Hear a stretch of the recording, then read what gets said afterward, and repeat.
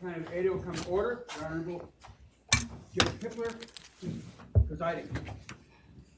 Be seated. Thank you. We need about 5 minutes. Need 5 minutes?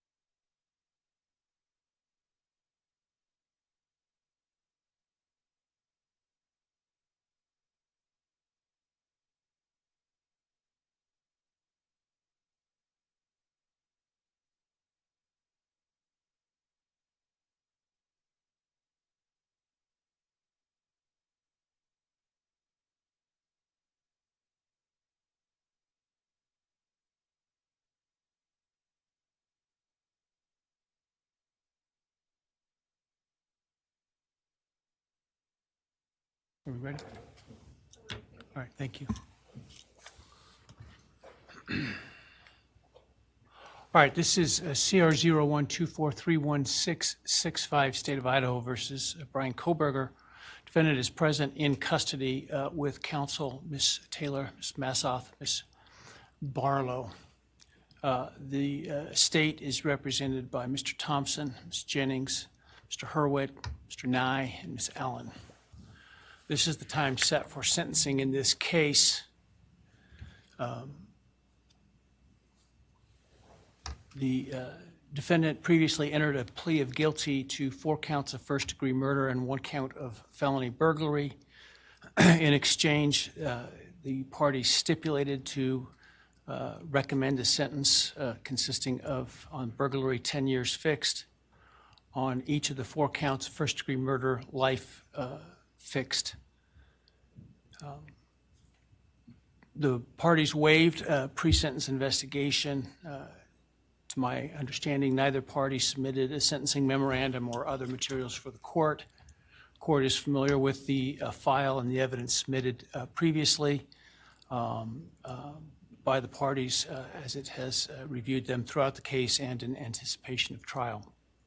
Is there any legal cause why sentence should not be imposed at this time?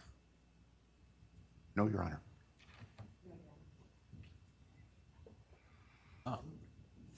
Does the state, before impact statements and arguments, wish to present evidence today? Your Honor, the state does not intend to present evidence in a documentary sense. We have provided the court through the clerk with photographs that we would like to use during the course of our sentencing argument. Sure. All right. Thank you. But no testimony other than impact statements? That's correct, Your Honor.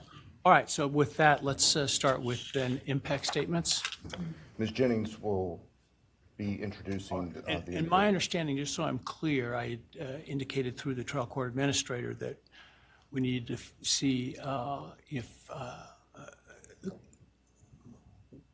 any of the victims wish to have the camera not running in audio only. And my understanding is all of them indicated they are fine with the video. Is that correct?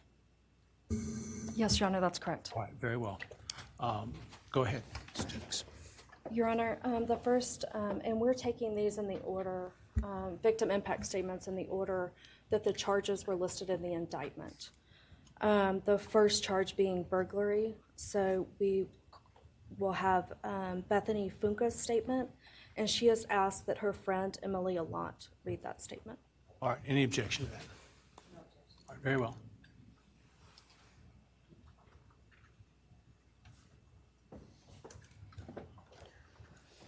Thank you, Your Honor. I'll be speaking on behalf of Bethany, and so, yeah, here it reads. My name is Bethany Funk, and I was roommates with Maddie, Kaylee, Xana, and Ethan. I not only lost some of my best friends, but I also lost a sister. Never in a million years would I have thought that something like this would have happened to my closest friends. I thought that we were going to wake up and go upstairs, see them and tell them how they had scared us and that they were going to tease us about how we are constantly scaredy cats. I make jokes about it as we would go to Taco Bell like always. But sadly, that is not what happened and what turned out to be my worst nightmare.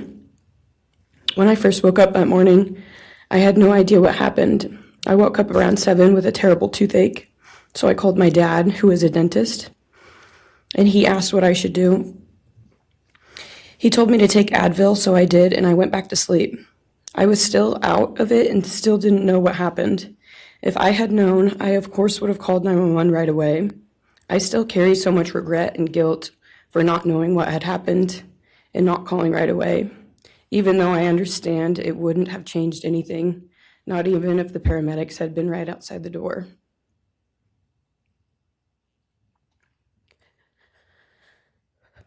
I was so frantic that morning and scared to death, not knowing what had happened. And when I made the 911 call, I couldn't even get out the words. And from then on, I don't remember a thing. It was like my brain wiped that whole memory.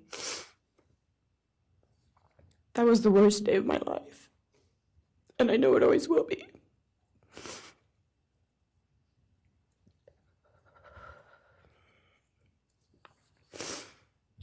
While I was still in shock, trying to process the fact that my friends were truly gone, I had been attacked by the public.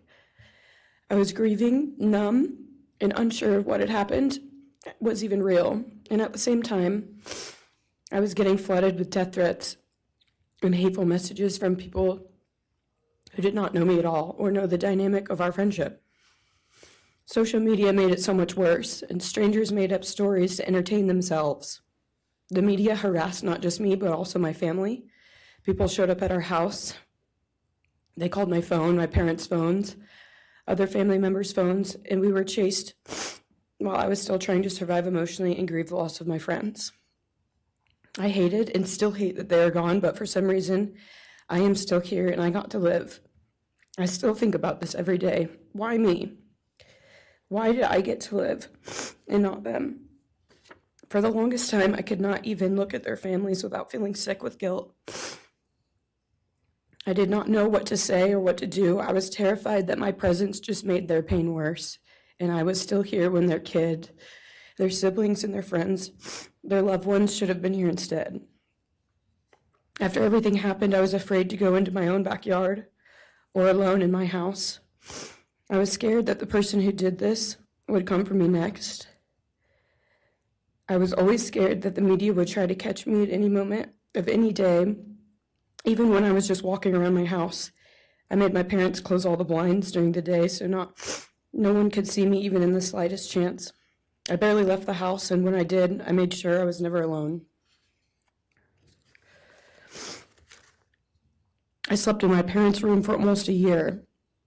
I made them double lock every door, set an alarm, and still check everywhere in the room just in case someone was hiding. And I still check my room every night before, and I double lock it.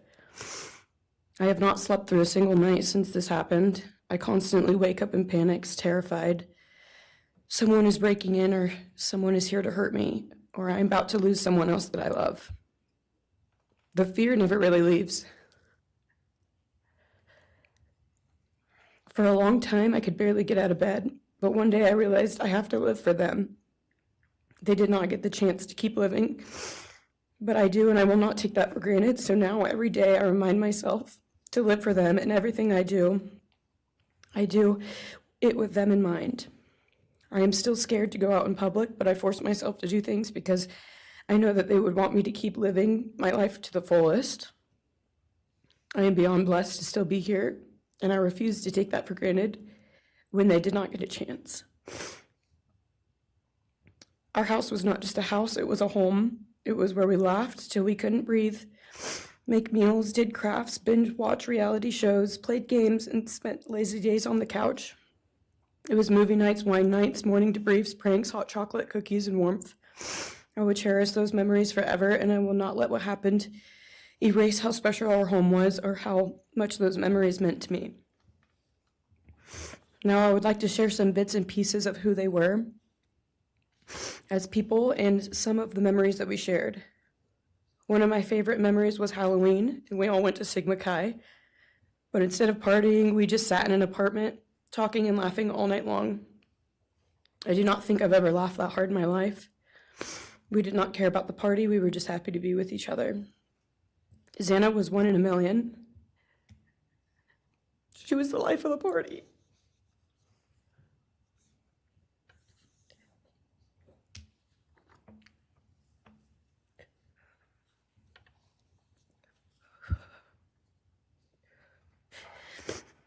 But she was also the kindest and funniest person I knew.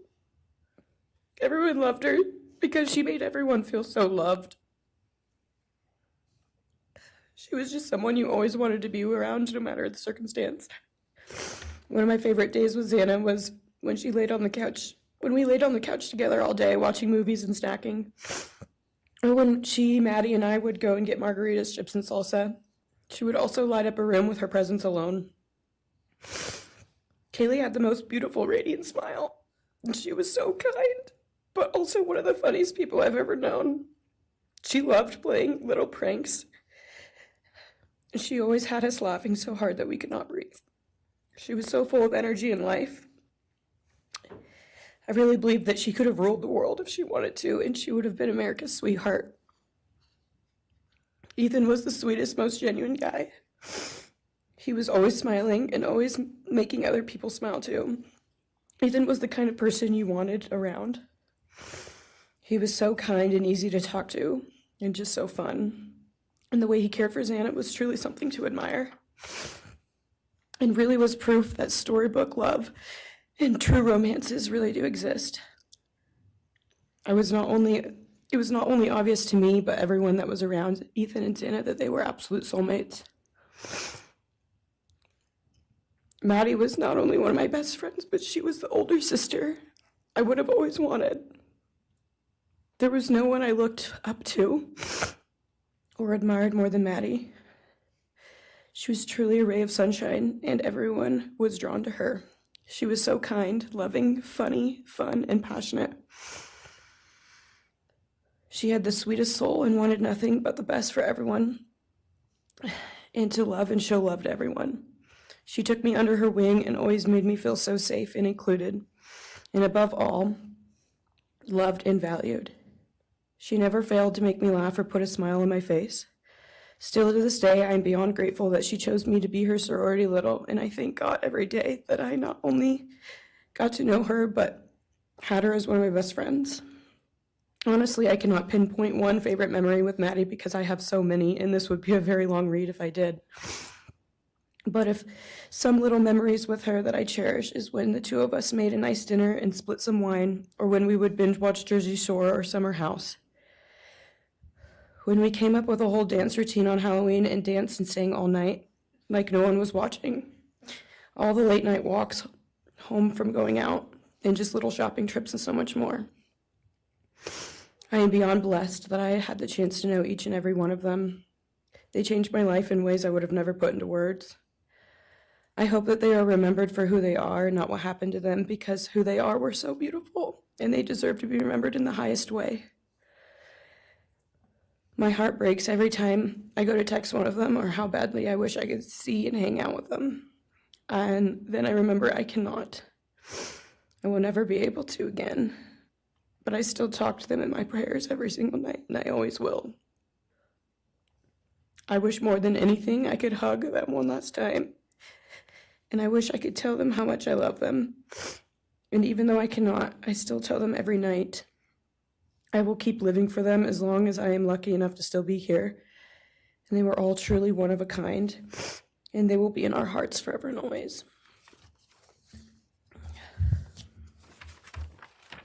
Thank you, and please convey to Bethany my appreciation for her courage, and I hope that she heals. Next is Dylan Mortensen. We're asking for some accommodations for Ms. Mortensen and that she be allowed to sit in my seat. Sure.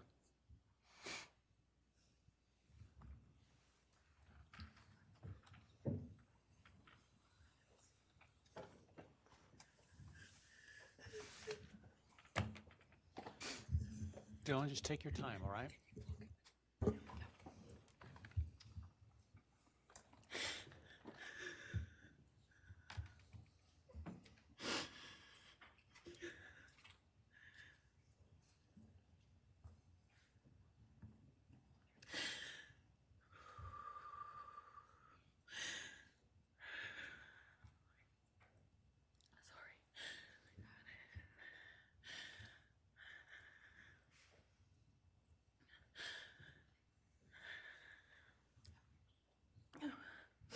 Thank you, Your Honor. What happened that night changed everything. Because of him, four beautiful, genuine, compassionate people were taken from this world for no reason.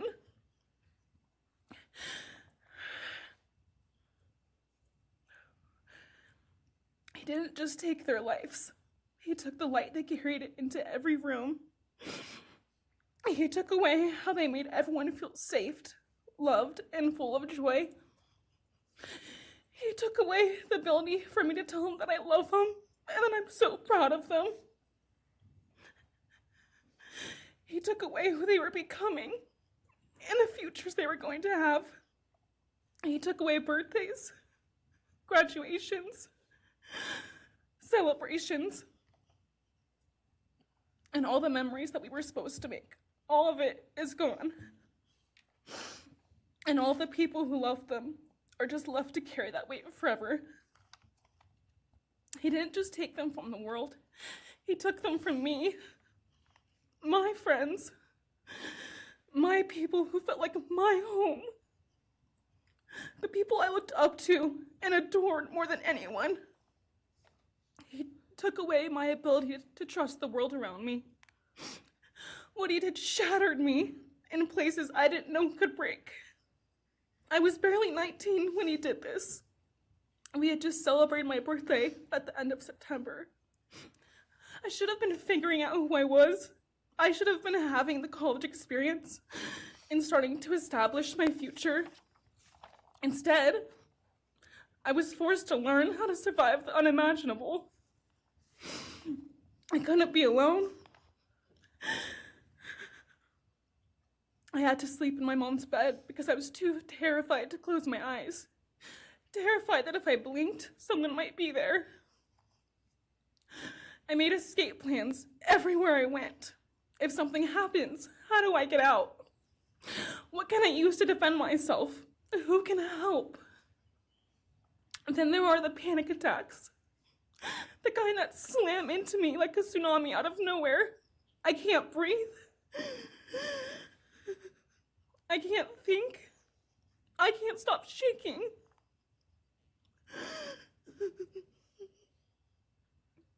All I can do is scream because the emotional pain and the grief is too much to handle. My chest feels like it's caving in. Sometimes I drop to the floor with my heart racing, convinced something is very wrong. It's far beyond anxiety. It's my body reliving everything over and over again. My nervous system never got the message that it is over, and it won't let me forget what he did to them. People call me strong. They say I'm a survivor, but they don't see what my new reality looks like. They don't see the hypervigilance, the exhaustion, the way I scan every room I enter, the way I flinch at sudden sounds. They don't know how heavy it is to carry so much pain and still be expected to keep going, and that's because of him. He stole parts of me I may never get back. He took the version of me who didn't constantly ask, what if it happens again? What if next time I don't survive?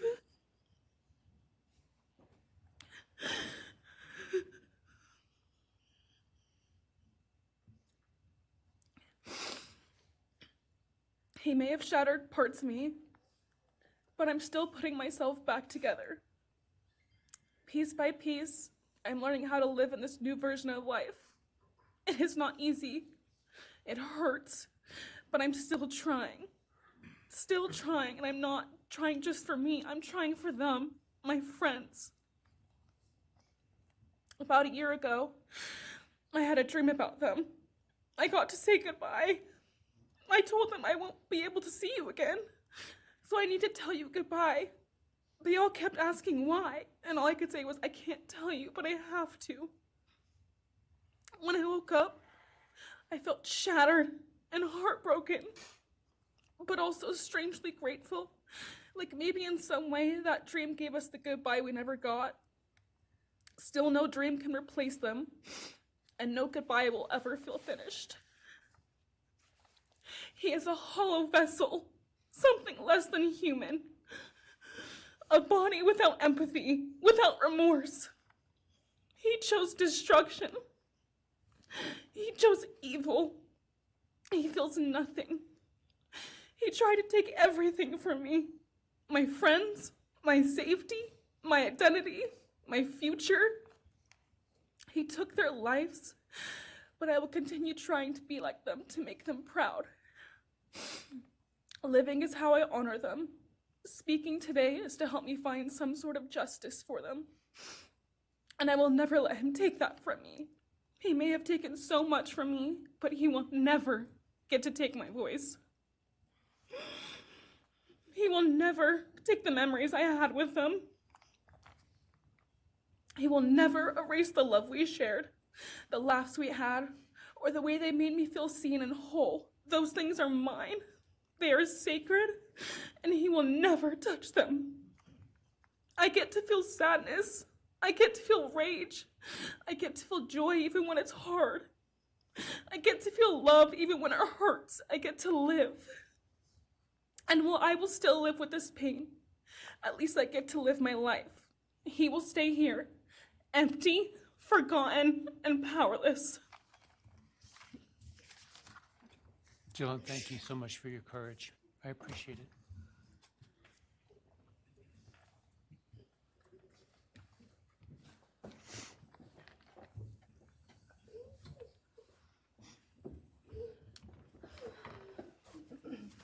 Next, we have members from the Madison Mogan family. First would be Scott Laramie, Madison Mogan's stepfather.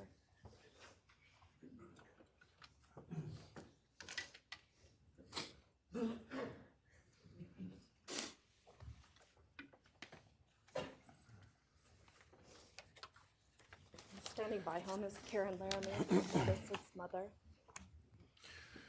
Thank you, Your Honor. My name is Scott Laramie. I'm Maddie Mogan's stepfather and the husband of Maddie's mother, Karen Laramie. I will read this victim impact statement on behalf of Karen and myself. Maddie was our gift of life, our purpose, and our hope. Maddie quickly became Karen's joy, identity, and purpose in life. I joined Maddie's life when she was 2.5 years old. The experience transformed me into a life of joy, love, and family. Maddie was bright, beautiful, kind, empathic.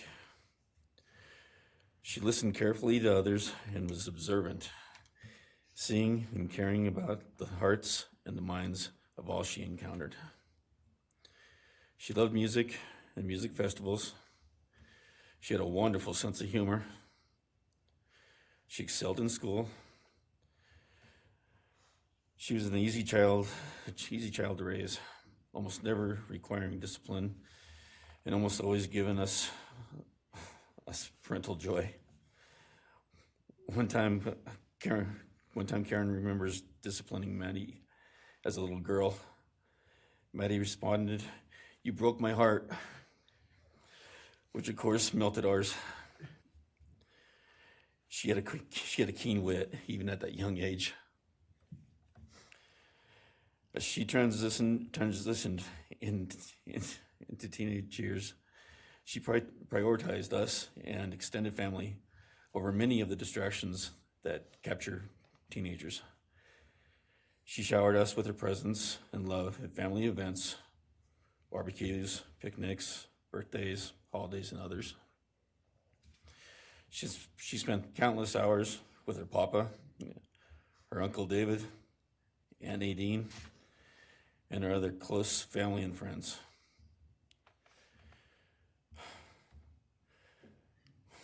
This world was a better place with her in it. As she reached adulthood, Maddie applied her studies to be a marketing professional, entering into an internship at Payne West, and started planning her professional future.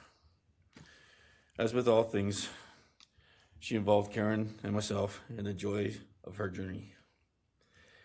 As she transitioned into womanhood, Karen and I continued to be astounded at this wonderful and accomplished person we had created. All parents dream of their children accomplishing more than them. We realized this dream, all we had not become, she was becoming. Karen and I are ordinary people, but we lived extraordinary lives because we had Maddie. Maddie was taken senselessly and brutally in a sudden act of evil. She was taken along with the young, promising, and bright lives of Kaylee, Xana, and Ethan. First, we felt disbelief. Next, we felt disorientation. Then we felt grief overcome us. Our grief is compounded even more for the Goncalves, Kernodle, and Chapin families. We speak of hope and healing, and we do have hope and some healing. But the vast emotional wound will never fully heal. Since Maddie's loss, there's emptiness in our hearts, home, and family, an endless void. After losing her mother in a car crash, Karen took years to grieve and recover. The feeling that her life with Maddie and Abe was perfect helped her to start to heal. Now, this is no longer perfect. After Maddie's loss, Karen felt like she was spinning out, emotionally collapsing into anxiety and depression. She sometimes asks, how am I supposed to go on when I've lost my favorite person in the world?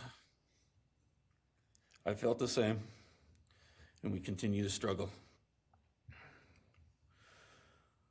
The loss of Maddie has impacted so many beyond our family. Her second family is her sorority sisters who grieve alongside us.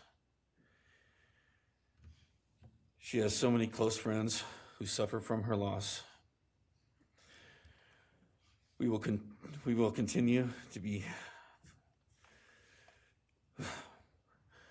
her loss will continue to be felt by the Vandal community, including Vandal Solutions on campus, where she volunteered her time for others.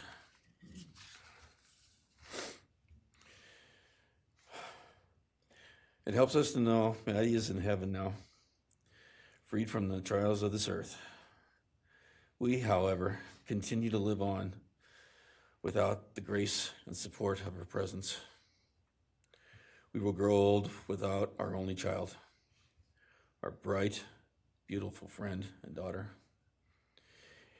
In the end, there are no words that can accurately capture the devastation of losing Maddie. We will endure, and we will go on. For Maddie, we will not let our grief consume us. For Maddie, we will continue to love and care for our family and friends, including the families of Kaylee, Santa, and Ethan. We will remain united with them. We can only hope that others out there suffering similar losses can look to us and see that we can overcome hatred, darkness, and evil. We know the law allows us to comment on the defendant and his sentence. As for his sentence, we support the plea agreement. Society needs to be protected against this evil. As for the defendant, we will not waste words, nor will we fall into hatred and bitterness. Evil has many faces, and we now know this, but evil does not deserve our time and attention. We are done being victims. We are taking back our lives. We will turn our time, talents, and attention to hope, healing, and helping others, and to the future. We invite all those who have suffered with us on this to join us in our journey. We can make this world a better place. We can move on from tragedy. Adversity will visit us, evil will visit us, but we will overcome. We can and will endure.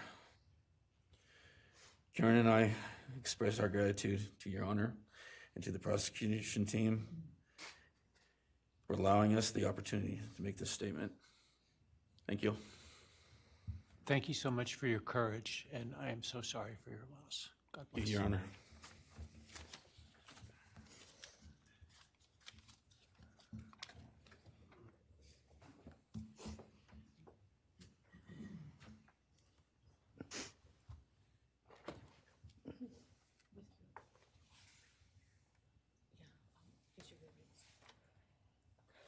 Your Honor, this is Leander James.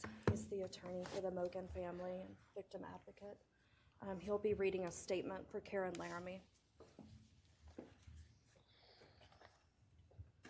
May it please the court, counsel. My name is Leander James. I am the pro bono counsel for Karen and Scott Laramie. Karen has asked me to read this statement into the record. I thank my husband, Scott, for his statement, his courage, and his unending love and support during this dark time. While words are inadequate to capture the impact of this horrific crime on our family, he expressed it as best anyone could.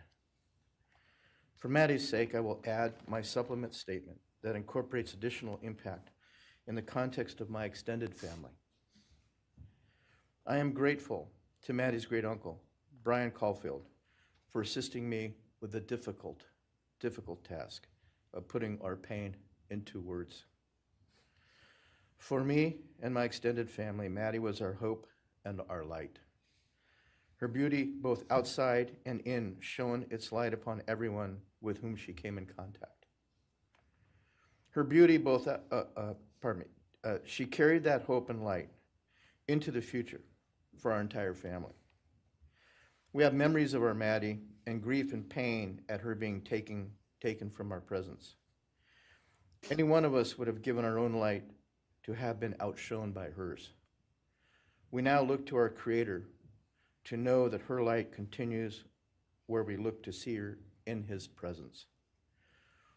Those who commit evil for their own twisted gains and purposes truly defile the efforts and sacrifices of mothers, fathers, families, teachers, clergy, public servants, service members, and all those who commit themselves to the greater good, freedoms, and the future light of our nation.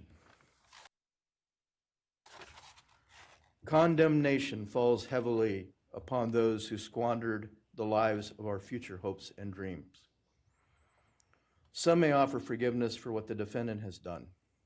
However, we cannot at this time, or perhaps ever, nor will we ask for mercy for what he has done. His acts are too heinous, the agony and grief he has caused too great. But we will waste no further words or thoughts on him. For Maddie's sake, we will move on. We will do our best to carry Maddie's light into this world and make it a better place. I thank the court and the prosecution for allowing me the opportunity to make my statement, and I thank all those who have and will support my family and the families of Kaylee, Xana, and Ethan. Thank you. Thank you. Thank you, Mrs. Laramie. Appreciate it.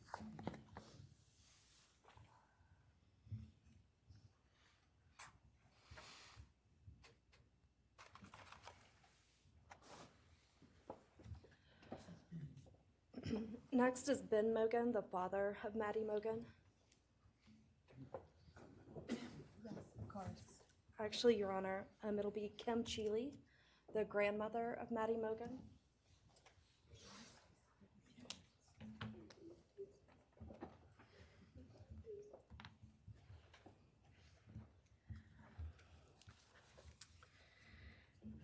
My name is Kim Cheeley. I was Maddie Mogan's paternal grandmother, as Ben Mogan, her father, is my son. I'm here today with my sister Lori Cheeley, Maddie's great aunt, and my son Ben Mogan, and my daughter-in-law Corey Hatrock. I'd like to begin by thanking a number of people involved in bringing this case to closure. In my daughter's words, the plea deal the prosecution team reached this month is one that punishes the perpetrator of this horrendous crime, protects the public from further harm, and allows all of us who knew and loved these kids the time to grieve without the anxiety of the long and gruesome trial, the years of appeals, and potential for mistrials along the way. My family and I are so grateful to Bill Thompson and his prosecution team for their dedication and painstaking work that forced the perpetrator to admit his guilt. We want to thank the Idaho State Police, the Moscow Police Department, the FBI, and Judge Hippler. We'd also like to thank the University of Idaho officials who have treated the families of the victims with such dignity and kindness, and who have honored the 4 victims beautifully. Maddie was my first grandchild, so when she was born, all her grandparents had the distinct pleasure of deciding what we'd like to be called. I chose Nana, pretty original. But when Maddie was about 1.5 years old, her papa, Ben's dad, and I were planning to visit the new little family in Oregon. Maddie didn't have an extensive vocabulary at the time, but for some unknown reason, she called bananas ba-deedle-deedles. When Karen and Ben told her Nana was coming to visit, she figured, I say deedle-deedle for that word. So I became deedle-deedle, shortened to Deedle when she was about 6 or 7, and I was Deedle all her life. I don't think her stepdad, Scotty, ever knew my given name was Kim. Maddie's and my birthdays were 1 day apart, and a couple years before she was killed, she gave me this necklace with Deedle and Maddie engraved on it, and I added an angel wing, and it's one of my treasured possessions. I also got an angel wing tattoo, never thought I'd see the day, but along with many members of our family, replicating the one that Maddie and her sorority sisters had. I wanted mine where I could see and touch it often. From preschool through grade school, I stopped teaching piano lessons early on Wednesdays and picked Maddie up for bubble baths, brownies, and books. It was our special time together, and she went home those nights in her jammies with a pan of warm brownies for her family. Although Karen and Scotty raised Maddie and did such a lovely job of parenting, we Mogans were lucky to have her for holidays and many other family gatherings. We'll always have our treasured memories of Maddie growing up in our big, extended, cooperative family, and I thank Karen and Scotty Laramie for being so generous and open and sharing Maddie with her Mogan side of the family.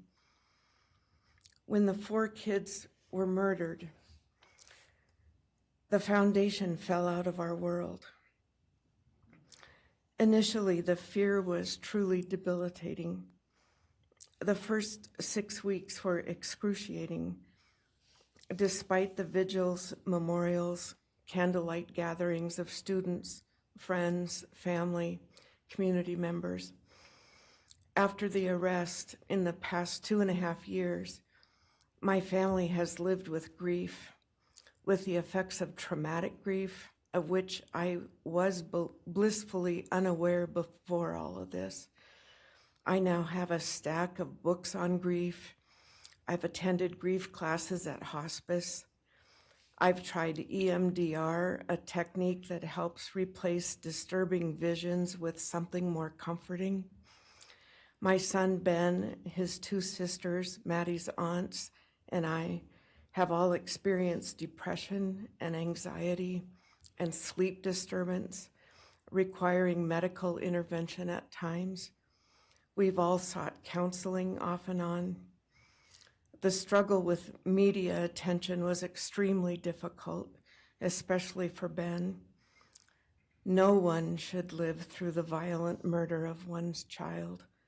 Some days it's beyond me how the parents of these kids are still upright. I'm thankful for the strong families and communities that are supporting the survivors.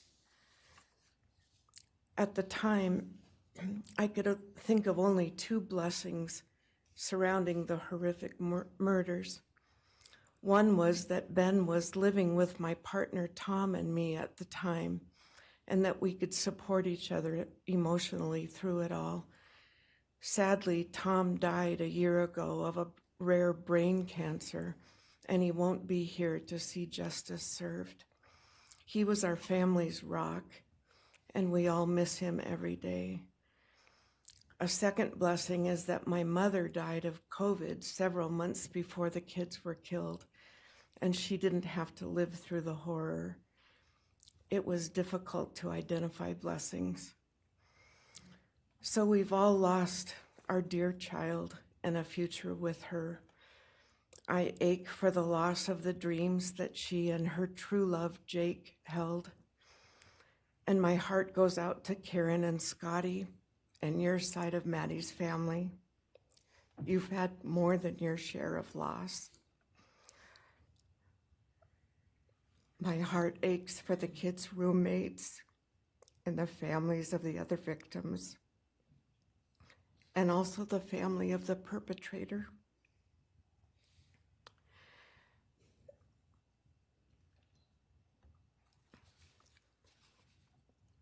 Going forward, we Mogans are choosing to put our energy and focus into honoring Maddie's too short life and sweet spirit by celebrating Maddie May Day, which my 2 daughters established.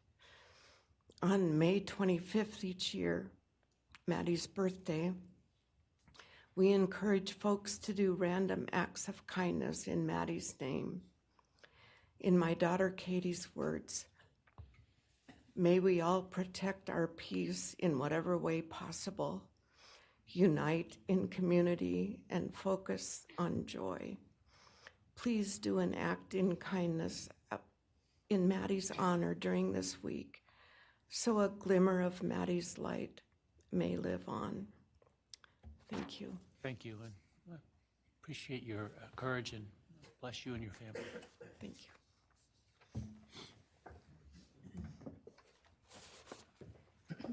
Now is Ben Mogan, Maddie Mogan's father.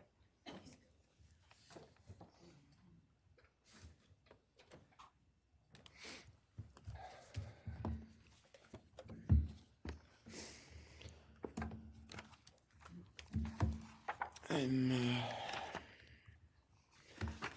Benjamin Mogan. I'm Maddie's dad. And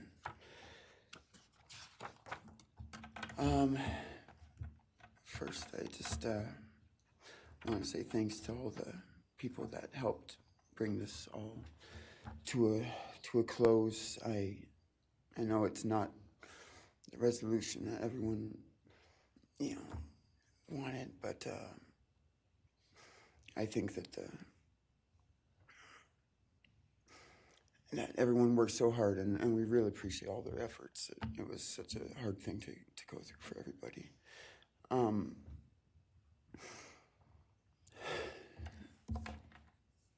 Maddie was my only child that I ever had.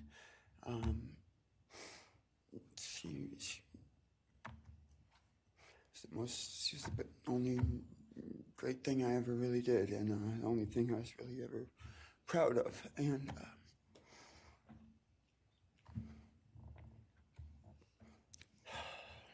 I thought we would have the rest of our lives together to be together and to know each other, and I took for granted the times, she was in college, and I thought, oh, well, we'll have the rest of our lives to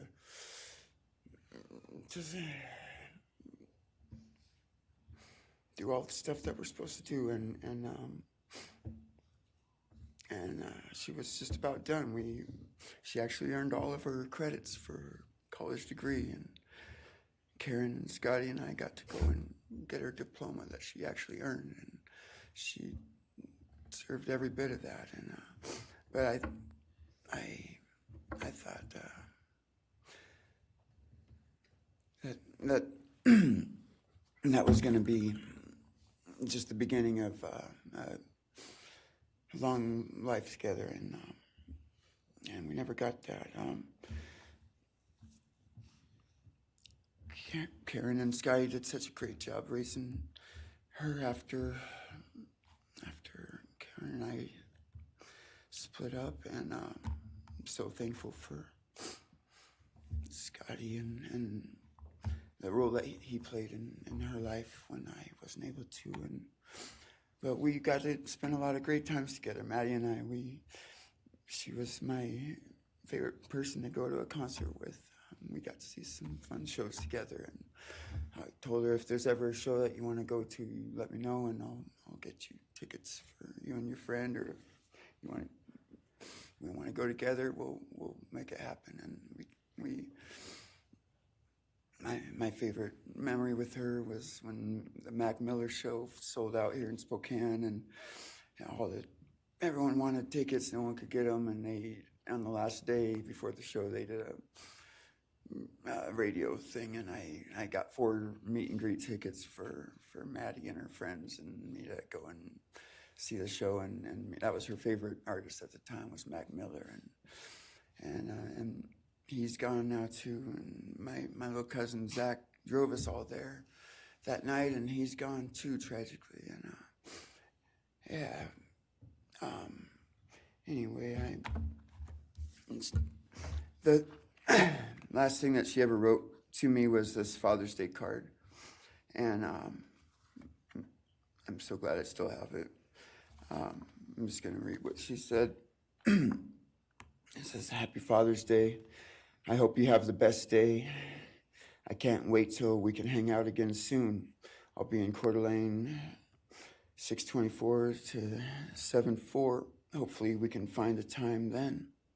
I loved your birthday card that you sent me, by the way. Maybe we can see a concert sometime soon. I'd love to see the gorge when it's not so smoky out. I hope you're doing well. I'm proud of how far you've come.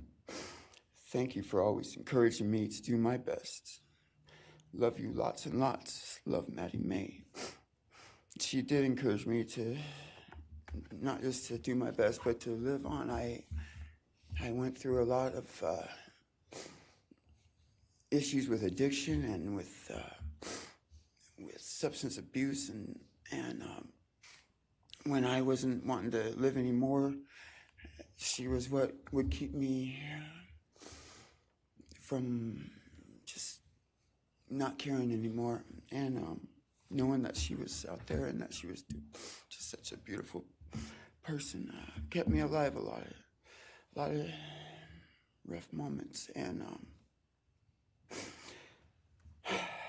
I'm so glad that she was able to meet Jake. He was the only one that actually ever got to take her to the gorge.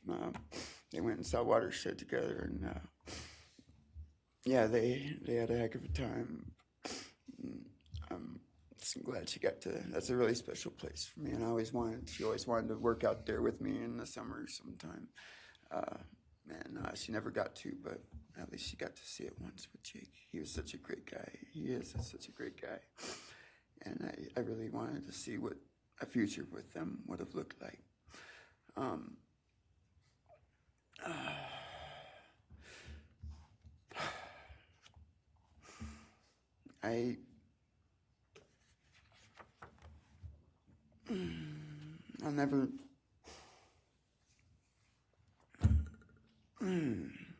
never be able to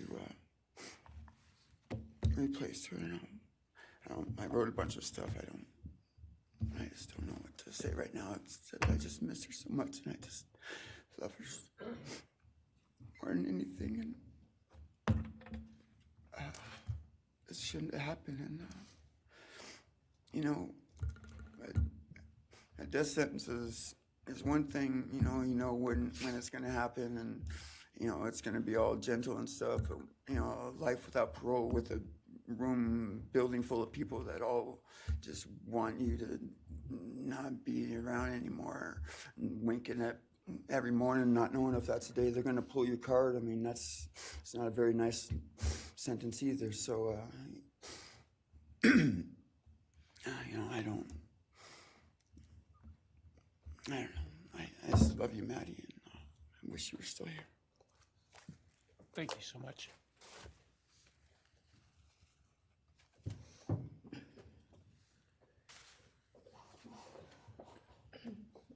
Your Honor, next would be members from the Kaylee Gonsalves family.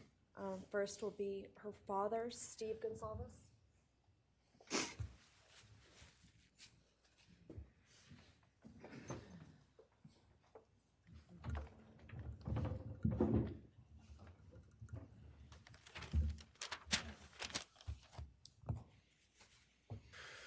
Today, we are here to finish what you started. Today, you've lost control.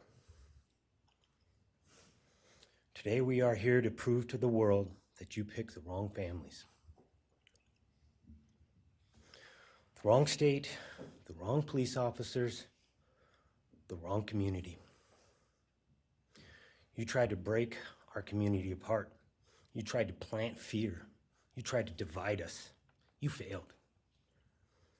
Instead, your actions have united everyone in their disgust for you. I just learned from these lead investigators, to their shock, they worked in an investigation and actually worked with Pennsylvania police officers and the federal FBI. You united everyone. Everyone was united after you. None of us are divided. We are united in our disgust and our love for these children. Today you have no name. Because when this all started, we all came together and we said, let's stop even talking about his name and just use initials. So even the media just calls you BK. That's all you are. Looking back when the police officers knocked on my door, told me what happened to my child, told me what happened to Maddie Mae, I don't think he was even out of the driveway before my kids turned around, looked at me and said, "What do we do, Dad?" I told him, "You get to work. You get your ass to work." And we started calling, we started texting, we started emailing. And you know what? Within hours, we had your white car on the camera. We knew from the very beginning we had you. Police officers tell us within minutes they had your DNA, like a calling card. You were that careless, that foolish, that stupid. Master degree, you're a joke, complete joke. But we took this disaster and we did what we could. We put everything online. We took our kids, we took our images, we took everything that they did, their videos, their photos, the girls' pranks, Ethan singing. We put it out there, we shared it with the world. And the world united. And all they ended up, when they talked about this case, is they talked about Kaylee Jade, Maddie Mae, Xana, and Ethan. Everything what these people meant to us, a father, a mother, a brother, a sister, we shared that with our community. Then we shared it with our state. We shared it with the country, and eventually we shared it with the world. The world's watching because of the kids, not because of you. Nobody cares about you. You're not worth the time, the effort to be remembered. In time, you will be nothing but two initials forgotten to the wind. No visitors, nothing more than initials on an otherwise unmarked tombstone. From this moment, we've all started. From this moment, we will forget you. We want to all leave in closing. One last thing. You picked the wrong family, and we're laughing at you on your trip to Penn. That will be today or tomorrow. I'll close with,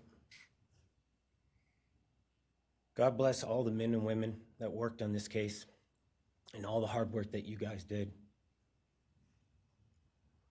You guys allowed us to grieve and allowed us to get through this. The amount of work that you guys put together and the way that you guys put it together was beautiful. There was hard times to be expected, but thank you all. God bless. Thank you.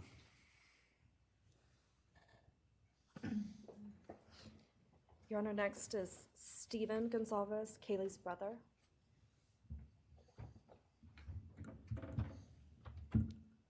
Steven's actually gonna pass. I'm gonna go.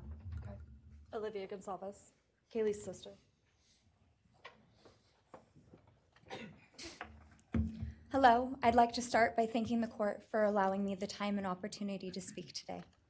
My name is Olivia, and I'm the big sister of Kaylee Gonzalez, and I was blessed to love Madison Mogen as a sister too. I'm not here today to speak in grief, I'm here to speak in truth. Because the truth is, my sister Kaylee and her best friend Maddie were not yours to take. They were not yours to study, to stalk, or to silence. They were two pieces of a whole, the perfect yin and yang. They are everything that you could never be. Loved, accepted, vibrant, accomplished, brave, and powerful. Because the truth about Kaylee and Maddie is they would have been kind to you. If you had approached them in their everyday lives, they would have given you directions, thanked you for the compliment, or awkwardly giggled to make your own words less uncomfortable for you. In a world that rejected you, they would have shown mercy. Because the truth is, I'm angry. Every day I'm angry. I'm left shouting at the inside of my own head everything I wish I could say to you. The truth about me is when I heard the news, I didn't cry. I listened for them. I promised them I would, that I would fight for them, that I would show up no matter what it cost me. I swore I'd never let them feel alone. Because you see, I've always been their heavyweight. I've always been the one to fight the battles they didn't feel ready to fight themselves. All it ever took was a call, and they knew I would handle it for them, no matter the time, no matter the cost. They could wave their white flag because they knew I would never back down, not for them, and not even death could change that. Somewhere along the line, I started to think about what I would say to them if I was given just one last chance. If I could gather enough heartbreak or love or sacrifice or whatever it took to get just one message across, what would I say? Throughout this entire process, I've written my feelings down at every moment, my wishes, my love, my denial, my anger. And as one final act of love, I'd planned to read these thoughts, even jarring and discombobulating and not even making sense. Because for me, that was true love. As bare and as naked as it could be, not laced in pretty words or dressed for the occasion, but written through bleary eyes at 2 a.m. with clenched fists, angry at this reality. My true final act of love was to continue on without them, for them. That dream to read aloud my love to them, to bring meaning through pain, was the latest blow in realizing you don't deserve it. And Kaylee and Maddie don't need it. Kaylee and Maddie have always known my love, and they would never ask me to prove it by further victimizing myself to a defendant who has shown no guilt, no remorse, no apprehension. They would say to me, "Why would you give the satisfaction of showing vulnerability now? You promised you would never back down." And for that clarity, I'm thankful. I won't stand here and give you what you want. I won't offer you tears. I won't offer you trembling. Disappointments like you thrive on pain, on fear, and on the illusion of power. And I won't feed your beast. Instead, I will call you what you are: sociopath, psychopath, murderer. I will ask the questions that reverberate violently in my own head, so loudly that I can't think straight most any day. Some of these might be familiar, so sit up straight when I talk to you. How was your life right before you murdered my sisters? Did you prepare for the crime before leaving your apartment? Please detail what you were thinking and feeling at this time. Why did you choose my sisters? Before making your move, did you approach my sisters? Detail what you were thinking and feeling. Before leaving their home, is there anything else you did? How does it feel to know the only thing you failed more miserably at than being a murderer is trying to be a rapper? Did you recently start shaving or manually pulling out your eyebrows? Why November 13th? Did you truly think your Amazon purchase was untraceable because you used a gift card? How do you find it enjoyable to stargaze with such a severe case of visual snow? Where is the murder weapon, the clothes you wore that night? What did you bring into the house with you? What was the second weapon you used on Kaylee? What were Kaylee's last words? Please describe in detail the level of anxiety you must have felt when you heard the Bearcat pull up to your family home on December 30th, 2022. Which do you regret more? Returning to the crime scene 5 hours later, or never, ever going back to Moscow, not even once, after stalking them there for months? If you were really smart, do you think you'd be here right now? What's it like needing this much attention just to feel real? You're terrified of being ordinary, aren't you? Do you feel anything at all? Or are you exactly what you always feared? Nothing. If you're so powerful, then why are you still hiding, defendant? You see, I'm here today as me. But who are you? Let's try to take off your mask and see. You didn't create devastation. You revealed it in yourself. And that darkness you carry, that emptiness, you'll sit with it long after this is over. That is your sentence.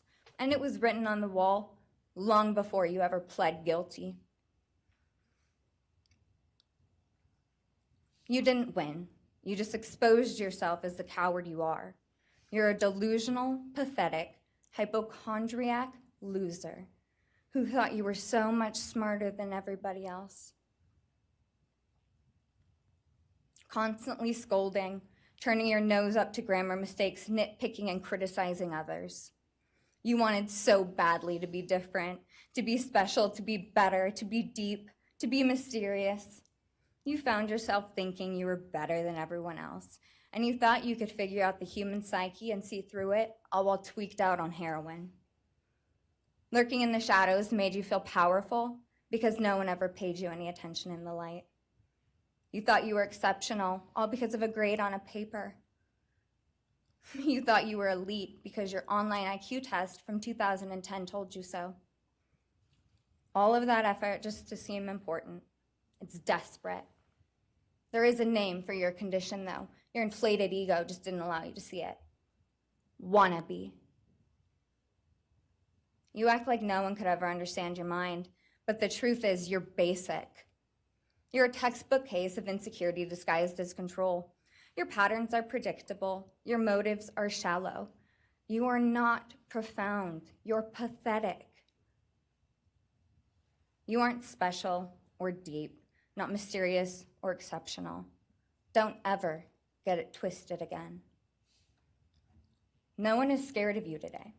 No one is intimidated by you. No one is impressed by you. No one thinks that you are important. You orchestrated this like you thought you were God. Now look at you, begging a courtroom for scraps. You spent months preparing, and still all it took was my sister in a sheath. You work so hard to seem dangerous, but real control doesn't have to prove itself. The truth is, the scariest part about you is how painfully average you turned out to be. The truth is, you're as dumb as they come. Stupid, clumsy, slow, sloppy, weak, dirty. Let me be very clear. Don't ever try to convince yourself you mattered just because someone finally said your name out loud. I see through you. You want the truth? Here's the one you'll hate the most. If you hadn't attacked them in their sleep, in the middle of the night, like a pedophile, Kaylee would have kicked your fucking ass. Thank you. Thank you.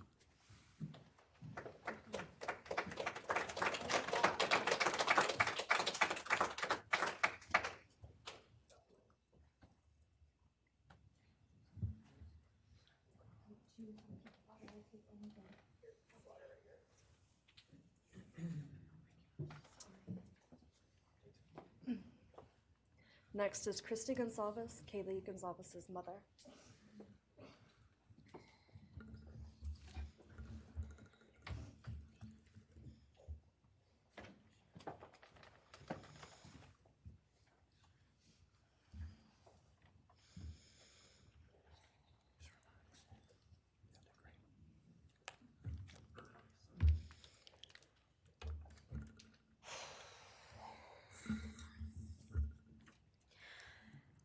Thank you, Your Honor.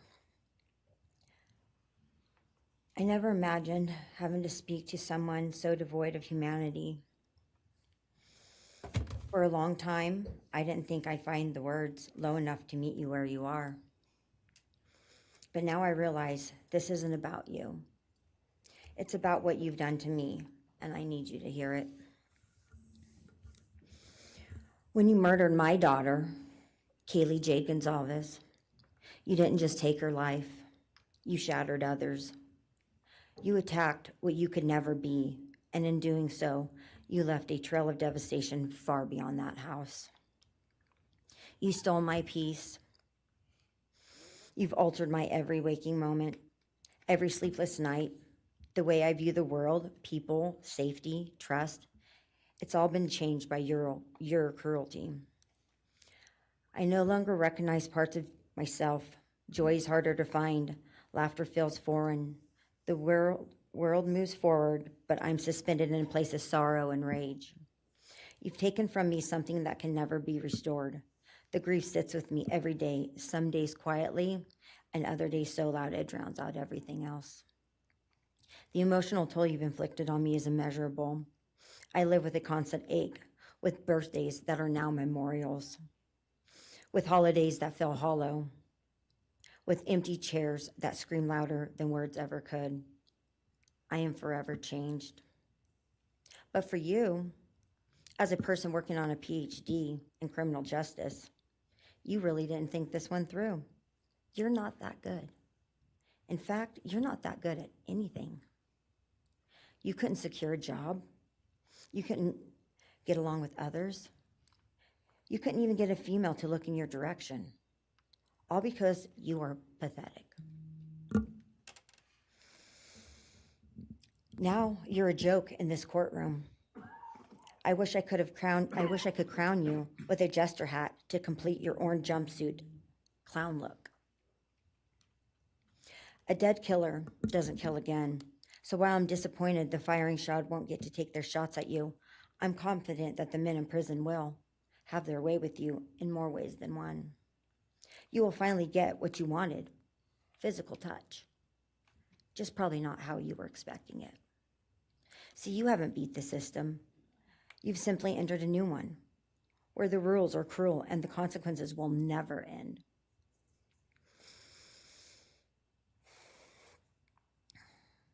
You are entering a place where no one will care who you are and no one will ever respect you. You will be forgotten, discarded, used, and erased.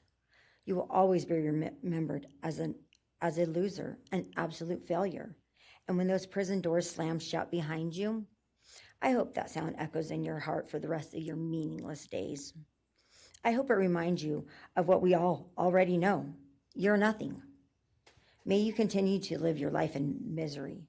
You are officially the property of the state of Idaho, where your fellow inmates are anxiously awaiting your arrival. But it's okay, because they're there to help you. Hell will be waiting. Quick message from our youngest daughter.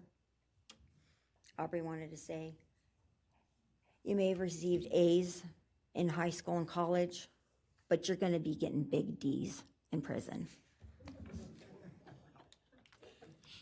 Thank you.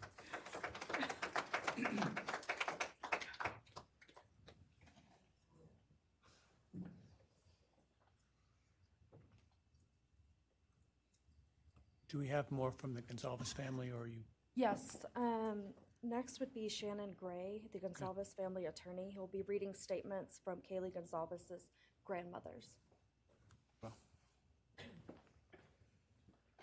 Morning, Your Honor. Shannon Gray, the attorney for the Gonzalez family. I actually have 3 statements, one from her aunt and 2 from her grandparents. This is from her aunt, Tammy Butts. You, in the cloak of darkness, made a decision to turn our whole family's world upside down forever. You, in the cloak of darkness, took our Kaylee J. Gonzalez away from us all without hesitation. Never have you shown any remorse or regret. We just get creepy, non-expressive stares as you have your team of women defend you. Kaylee was a strong, kind, fun-loving, caring person, and she will greatly be missed by all her family and friends for the rest of our lives. She had goals in life that you took from her and us. We lose on watching her enjoying her life, working hard and building the future she wanted. She was ready to start that after college life. You, in the cloak of darkness, took it all away. You left us without her future wedding, her future children that she would have added to our family. No more talking to her on the phone, going for a coffee, celebrating holidays. It's all gone. You, in the cloak of darkness, gave each and every one of Kaylee's family members their own lifetime sentence.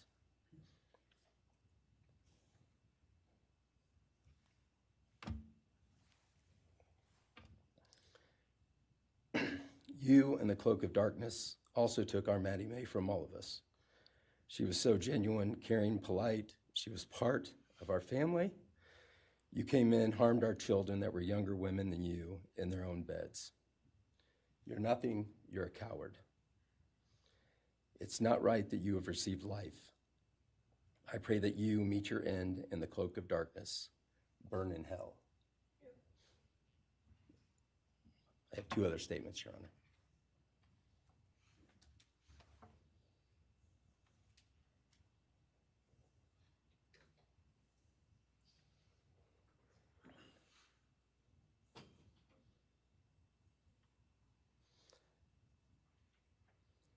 This is Linda Lucan's statement. This is Kaylee's grandmother. I really don't know how to address something so inhumane, but I will try. Nothing in the past 2.5 years has made any sense. All I get is you cowardly went into a home at night, filled with what I'm sure you thought was all sleeping girls, and went on a vicious killing spree for no other reason but to appease your demonic urges. You took my granddaughter Kaylee from us, plus 3 other beautiful lives. You took my granddaughter Kaylee, beautiful, sweet-souled, doll-faced Kaylee, who was getting ready to start her amazing life, who had such a bright future, who was loved by so many, who you were so envious of. She had a life you could never have. You are so beyond human. You're definitely a demon from hell. I truly wish your punishment would be the same death you inflicted on our kids. But I think you will meet some new friends in prison who will be there just to help you. Thumbs up.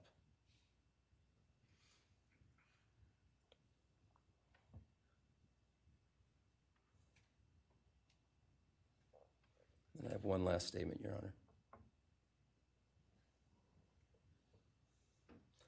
This is from Cheryl Gonzalez, Kaylee's other grandmother. John 1:5 says, light shines in the darkness, and the darkness overcomes it not. Somewhere in your life, some jealousy, envy, ego, something went dark. It pushed out all light until you became dark and evil. And when you saw my granddaughter and her friends, their light, because they have such a light, you couldn't stand it. Because the darkness in you could not stand the light in them. And so you decided to destroy it. Cowardly, you walked into their rooms in the dark and took their lives, hoping to get rid of your darkness. But you didn't. You failed. Because you know what was once a light shown only to their friends, families, and loved ones is now all over the world. Everyone sees it. Their smile, their beauty, their plans, everything they were and had.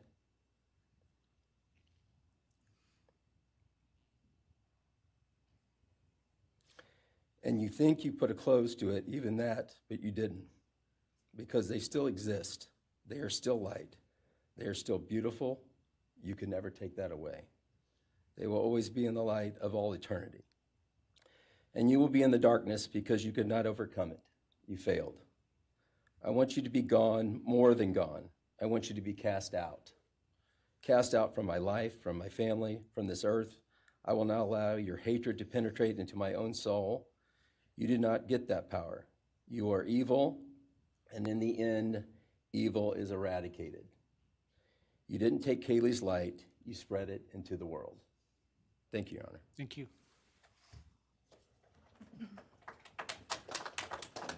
All right, if the are you moving to a different family now? All right, why don't we take a 10-minute recess, all right?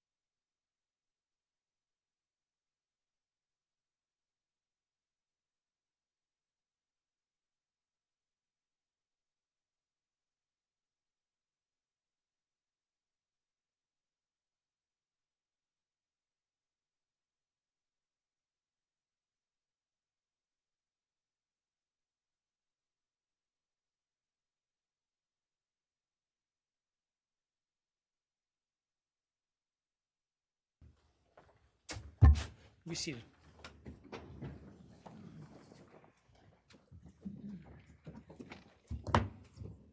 All right, Ms. Jennings. Thank you, Your Honor. The next family is the family of Xana Kernodle, and first would be Jasmine Kernodle, Xana's sister.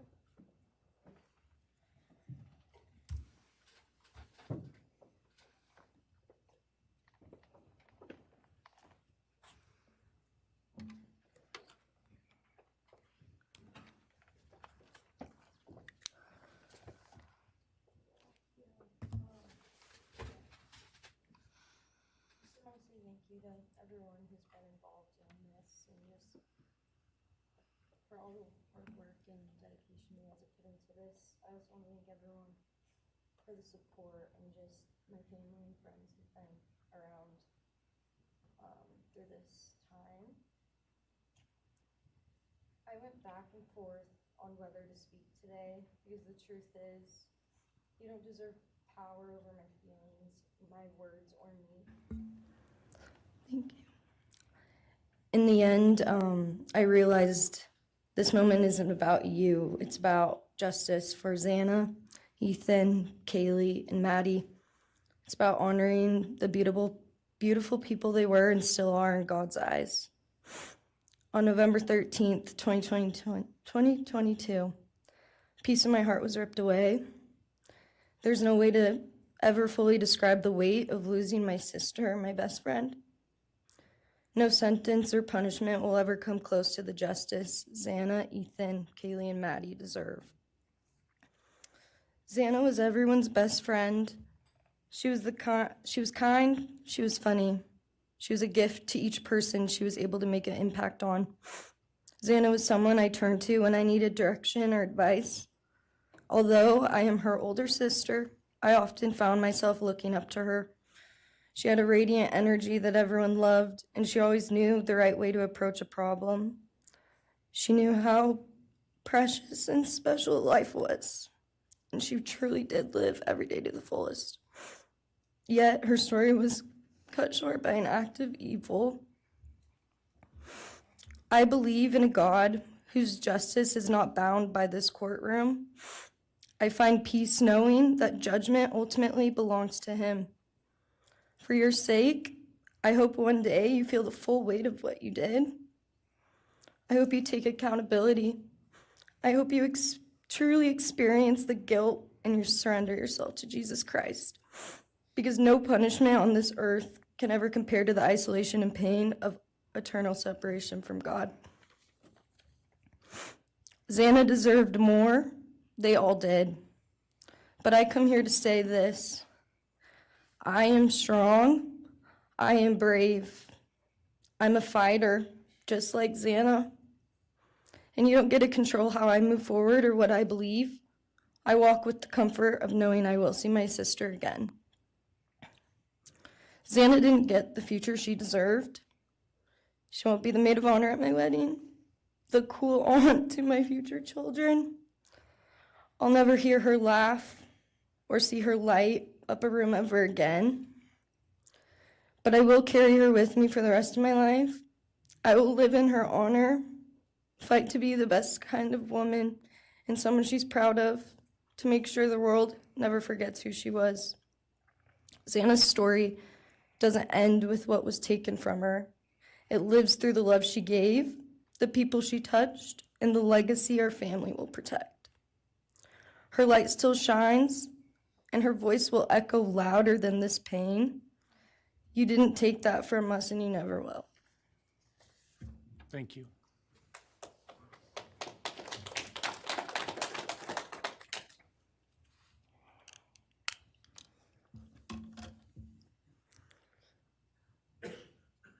I just want to say before I start, I'm Xana's dad, Jeff Kernodle.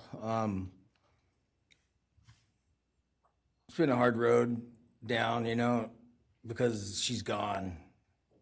And I want to thank everybody, other their families that's speaking so far, spoke about things. I agree with everything they have to say. It all comes back to a lot of the same things that I've had to deal with and we as a family have had to deal with. And that brings me basis of what I'm talking about a little bit is on my way up here, flying up here in the plane, and about halfway through the flight, this little girl is calling out for her dad. Hey, dad, dad, dad, and then in my mind, I was kind of half asleep. It's dark on the plane. I heard Xana calling out for me like she did, back when she was little, 5 years old. And those times were hard. It was chaotic, but we always had something to work toward that was in a positive direction, compared to right now, which is necessarily not as positive as that, for sure. And I know I miss Xana a lot. My life's been changed, and Xana had a great impact on me. And the impact was when she was gone, I realized how important she was and what she really did for me, influenced me, was way beyond what I ever thought. She'd call me up on the weekends, check on me, see who's with me.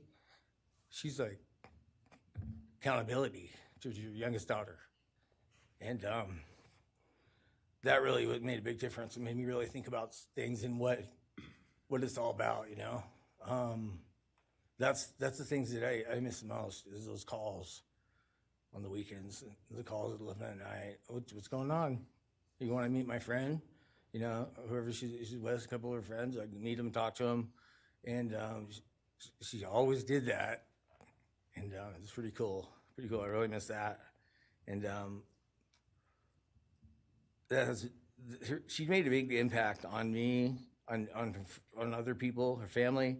But the impact that she made is so extensive on what happened here. And it goes so far. People from everywhere in the world, are following things, and Xana has made a difference in their lives. So, countless people told me that. They might not even know her. They never knew anything about her. It's what they see, and they just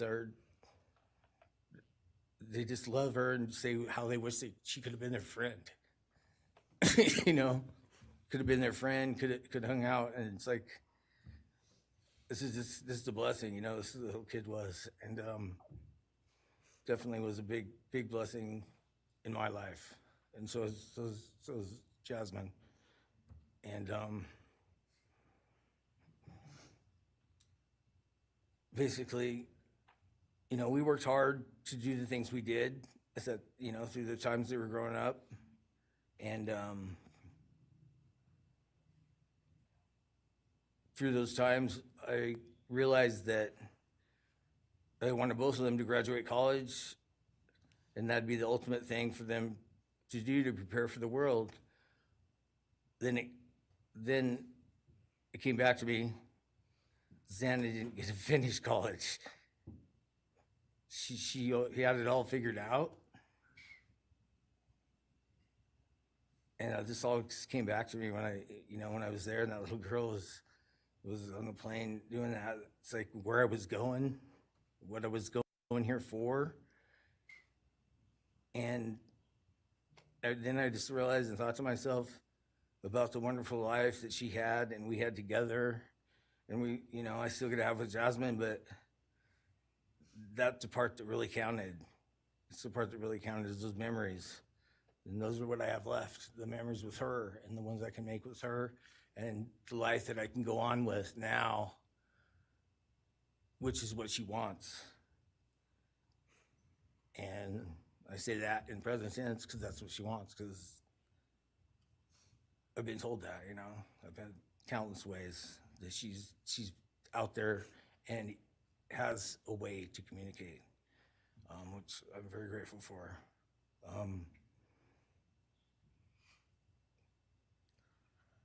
That goes to say that the impact of what happened to them, all 4 kids, goes so much further than just not me, the parents, the families, the community. It goes so far, because a lot of kids, in the colleges, just for an example, they lock their doors now. The door wasn't locked in the back. you know, at Penn State or wherever it was, all the colleges, I know that I've heard they all lock their doors now. So maybe the impact that it's going to make is going to help out and maybe protect some people. Having this outreach and having the influence of what these kids, what happened to these kids did, you know. All I know is I was 7 miles away when it happened, and she wasn't feeling that good. It was 11:30, and I almost went over to Susanna's to say, and I would have been sitting right there in that couch, and you had to deal with me. So they would have had a chance, and I regret that, and I regret not going. But the reason why I didn't is because Susanna said, "Don't be drinking and driving.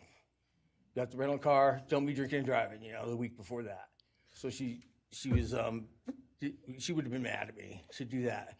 But I really wish I would have drunk and drove, you know, because they would have had a chance, all four of them. At this point, I just have to go on. We're gonna go on with everything and make things better in my life, because that's what it's all about.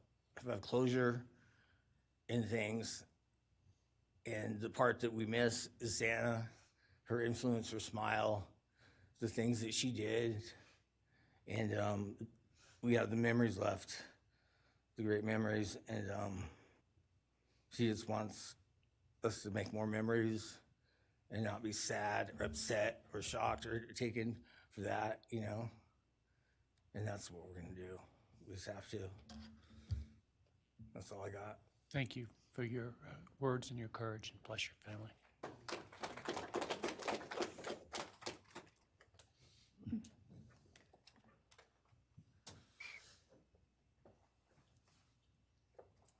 Next, Kim Kernodle would like to address the court.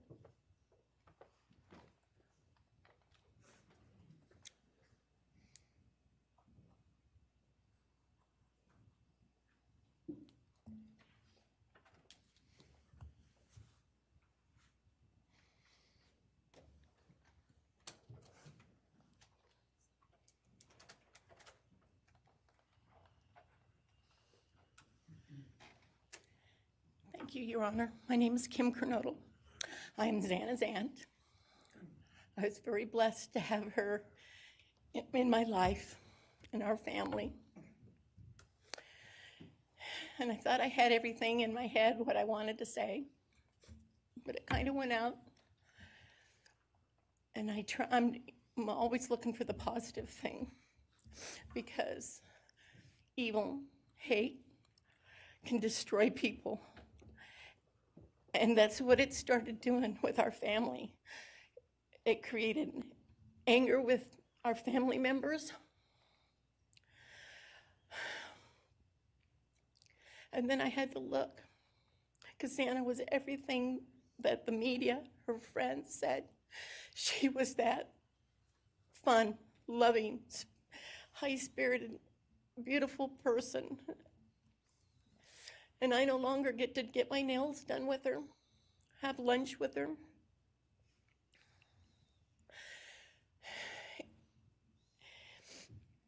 Sorry. But how I look at it now is this tragedy, this horrible tragedy on all of the 4 children, has brought us closer. You united us with your actions. We're united now, and we're stronger than ever. We have family and friends now that we never knew we had. And, you know, this is probably going to bother everybody, but Bryan, I'm here today to tell you I have forgiven you, because I no longer could live with that hate in my heart. And for me to become a better person, I have forgiven you. And anytime you want to talk and tell me what happened, get my number. I'm here, no judgment, because I do have answers or questions that I want you to answer. And I'm here. I'll be that one that'll listen to you, okay? Thank you, Your Honor. Thank you very much. My name is Stratton Kernodle, and I'm Xana's uncle, Jeff's brother. Sitting here today listening to all the stories and feelings and feeling the pain from everybody is a pretty powerful thing. It's each time a statement was read, it sort of would tug into my center core as I felt everybody's anguish. And Xana meant a lot to us, and we loved her very much. But I started thinking about, instead of rehashing everything that everybody else has talked about, I wanted to direct it another direction toward Bryan and what he's done to his family, his parents, his siblings, his friends, his universe. He has contaminated, tainted their family name, and pretty much made a horrible, miserable thing to be ever related to him. And I know that that's what he has to live with, and that has to be his pain. And that's all I have to say. Thank you.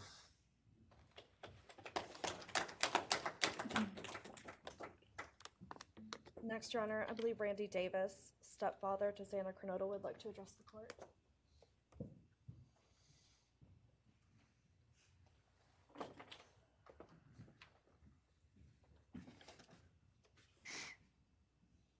Hi, my name's Randy, stepdad of Xana.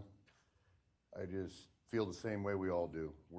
All of us are united because of something that happened, and I am grateful to know and have met some new family because of this awful event. But this is probably the last time we're all going to be in the same room together, let's be real. So I can say, I love you all, and I feel your pain. And just God bless us all, you know? Just get through it. I had stuff wrote up. It was probably best I didn't read it out. Probably get kicked out of here, so. You know, I'll share one thing to you guys, not to you, with Xana. So I was working in North Dakota and came home, and Jazzy and Xana had taken our son Elijah and put him in a dress, makeup, and it was awful, you know. I was like, I don't know. She was funny. I told her she'd be in the movies and be somebody great one day like that. And now she is just above us as an angel with all the other beautiful kids. So let's hold that to our hearts, because this evil thing is not going to take nothing from us. You, man, I don't know what my limits are here, but I'm really struggling, dude. I am struggling. So I want to just be out in the woods with you just so I can teach you about loss and pain. I love God. I wouldn't take your life. That's up to him. But I guarantee you, you are weak. God, I would just give a moment, man, 5 minutes out in the woods. Oh, man. Ooh. You're going to go to hell. I know people believe in other stuff. You're evil. There's no place for you in heaven. You took our children. You are going to suffer, man. I'm shaking because I want to reach out to you, but I hope you feel my energy, okay? Go to hell.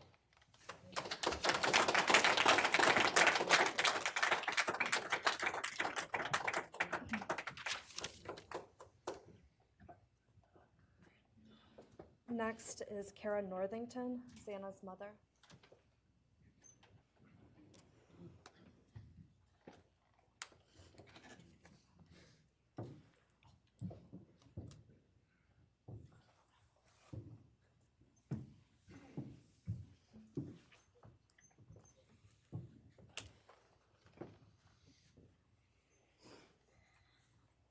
I'm Kara Northington. I am Xana Kernodle's mother. This letter is to you, really. But it is for my daughter, who was murdered by you. Today I stand before you, the man who is responsible for murdering my beautiful daughter, Xana Kernodle. My daughter was beautiful both inside and out. She possessed love for those around her and had a light so bright it will live on forever in our hearts. She brought joy and laughter to her friends, her family, and anyone in her presence. Our Lord and Savior, Jesus Christ, now has her in his loving arms in heaven, where she can never be harmed ever again for eternity. Because of her, I came to know my Lord and Savior, Jesus Christ. Because of her, many will come to Christ. It is Christ who lives in me that has given me the strength to forgive you. It was of no power of my own. In return, the Lord has filled me with joy, hope, and peace that surpasses all understanding. Jesus has allowed me to forgive you for murdering my daughter without you even being sorry or asking for this. This is only possible because he who lives in me is greater than any evil in this world. For God hath not given us the spirit of fear, but of power and of love and of a sound mind. I do not fear you or even let you rent space in my head anymore. This forgiveness has released me from any and all evil you have inflicted on me and my family. It has allowed me to let our Lord deal with you. You have accepted a deal that will prevent you from receiving the death penalty. Nothing man can do to you can ever compare to the wrath of God. Inevitably, you will stand before our Lord and will have to answer to him over the sins you have committed in murdering our children. I pray you come to the end of yourself before that day. Whether you like it or not, heaven is for real, and so is hell. The innocent life of Xana that you stole from myself and my family, and the destruction it has caused. I am washing my hands of you and turning you over to my Lord and Savior, Jesus Christ, whom vengeance belongs to. In closing, I want to read a passage from the Bible, Ephesians 6, King James Version. Finally, my brethren, be strong in the Lord and then in the power of his might. Put on the whole armor of God, that ye may be able to withstand the wiles of the devil. For we wrestle not against flesh and blood,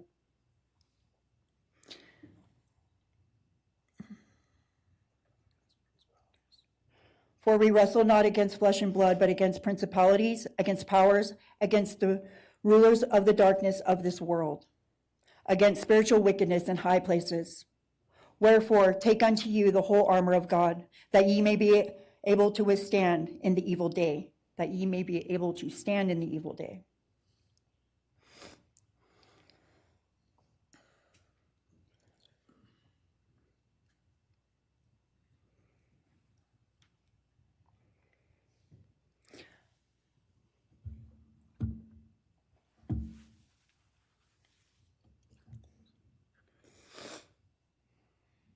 I'm not going to share memories of Xana or any more of the goodness of her with you, because I do not want that to be in your head.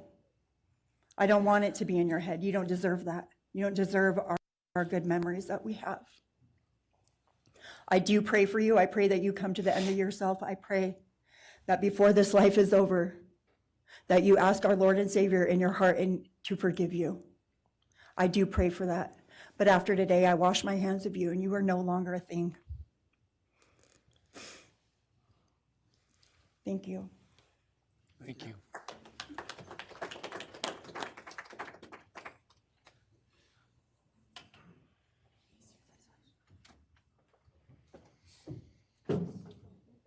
I don't believe the state has any other victim impact statements. Okay.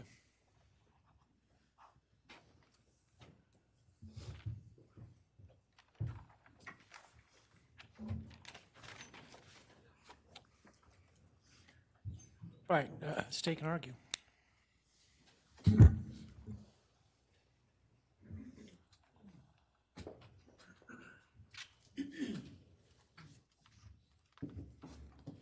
Thank you, Your Honor.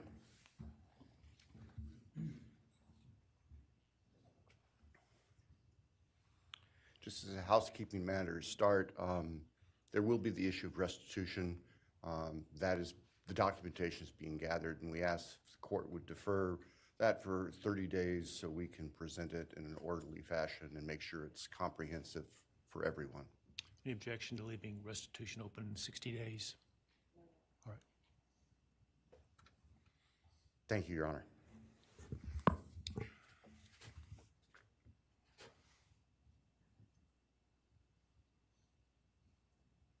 I think it's necessary and appropriate to share, including the court, the background that brings us in front of Your Honor today for these proceedings. As the record reflects, and as everybody in this courtroom knows, the defendant has pleaded guilty to all 5 counts charged in the indictment. Under oath before Your Honor, he has admitted that the charges against him are true. He has reassured the court that he has not been coerced or threatened to make those admissions. And Your Honor did an extraordinary job in taking the pleas back on July 2nd. We appreciate the court's discipline and insight. The defendant has also waived appeal on the multitude of rulings from this court and Your Honor's predecessor in Latah County on dozens, literally dozens of motions seeking to dismiss the case, seeking to control or limit evidence, seeking to offer evidence that would not be appropriate. And we appreciate the court's consistent rulings based on the law, based on the facts. As Your Honor will recall, on June 18th, it's just really not that long ago, we appeared before this court for arguments on what became the defendant's final motions to this court. Motion where they wanted to offer evidence suggesting that other people were responsible for the defendant's actions, and the motion seeking essentially an indefinite continuance of the trial. It was readily apparent to all of us in the courtroom from Your Honor's comments that those motions were not going to be granted. So we returned to Moscow and continued with what we had been working on for months in preparation for trial. We had no qualms about going to trial if trial was what was necessary and appropriate. The following week after we were in court, we were approached by the defense with an inquiry about a possible plea. And I can tell the court this is the first suggestion ever that there was any consideration, because indeed, the defense had maintained from the beginning that Mr. Kohberger, the defendant, was factually innocent. It's clear that the reality of the evidence and the case that had been investigated and prepared and that we were ready to present in court became a reality. Our reaction, among other things, was to reach out to all the families.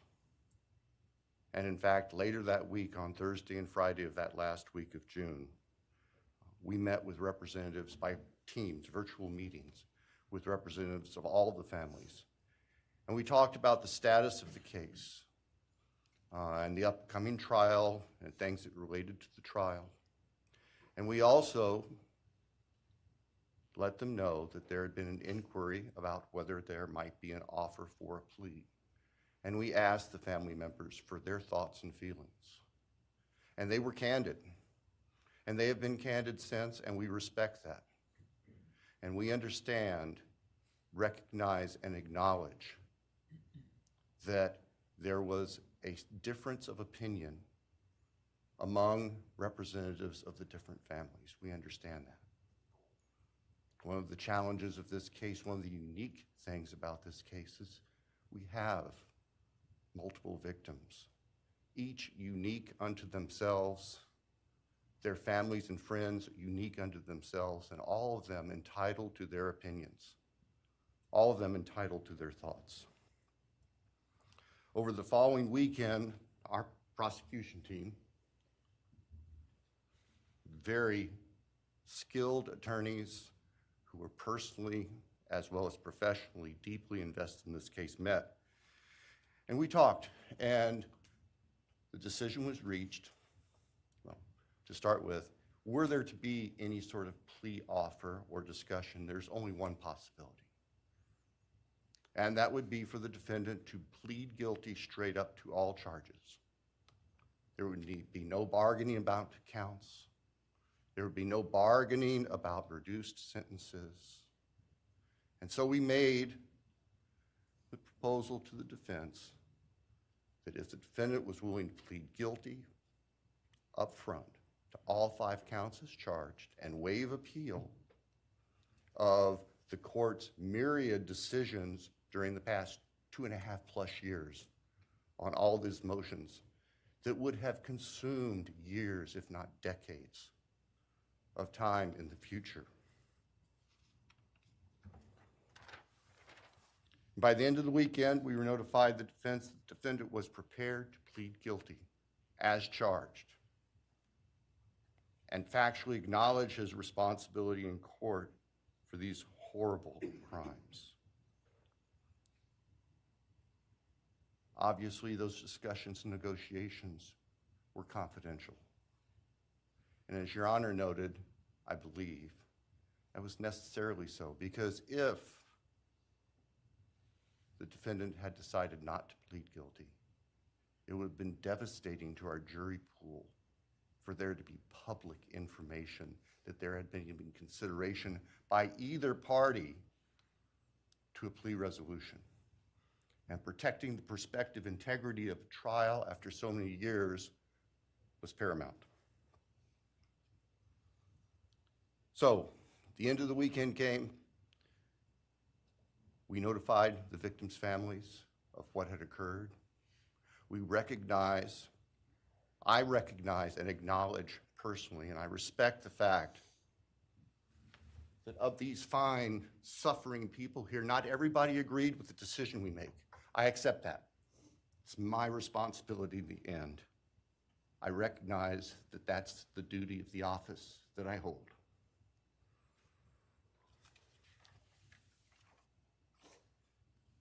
So now, it is time for the judicial system to impose final judgment and close the door on this chapter of these tragedies. As the court is aware, by the agreement of the parties, it is the state's prayer. Perhaps have the Elmo police turned on.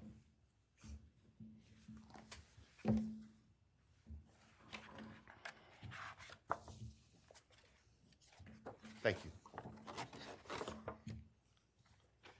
That on count 1, the felony burglary, that the court sentenced the defendant to the maximum period of 10 years fixed in the custody of the Idaho Department of Correction.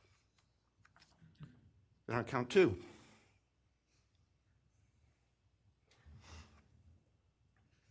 that the court sentenced the defendant to fixed life for the murder of Maddie Mogen. On count 3, that the court sentenced the defendant to fixed life for the murder of Kaylee Gonzalez. On count 4, that the court sentenced the defendant to fixed life for the murder of Xana Kernodle.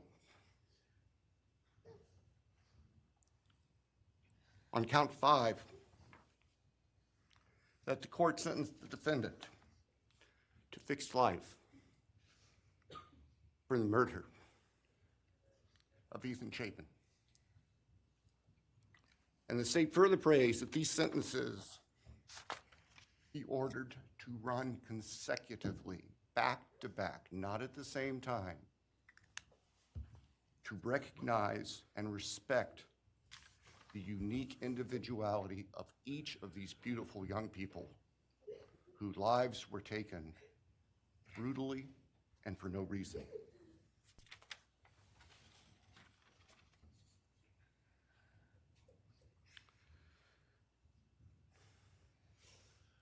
And hopefully now, as we have heard earlier this morning, it is time to afford the families and the friends and the community and the state of Idaho and the nation and the world to move forward. We can't undo, and we can never undo, the horror of what occurred on the early morning hours of November 13th, 2022 at 1122 King Street in Moscow, Idaho. For a long time, the presiding district judge in Latah County was John Stegner, who eventually became a member and a justice of the Idaho Supreme Court. And Justice Stegner often observed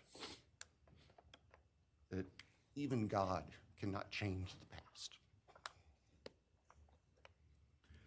But everyone in this room has the ability to take themselves forward. And we want the judicial system to afford them the opportunity today to do that. From today forward, our memories should be focused on these innocent victims whose lives were taken, on their families, on their friends, on the community. The court has heard discussion, talk today, reminiscences today about a special family that our victims shared, not just their natural, legal, and biological families, not just their university family within their sororities, for example.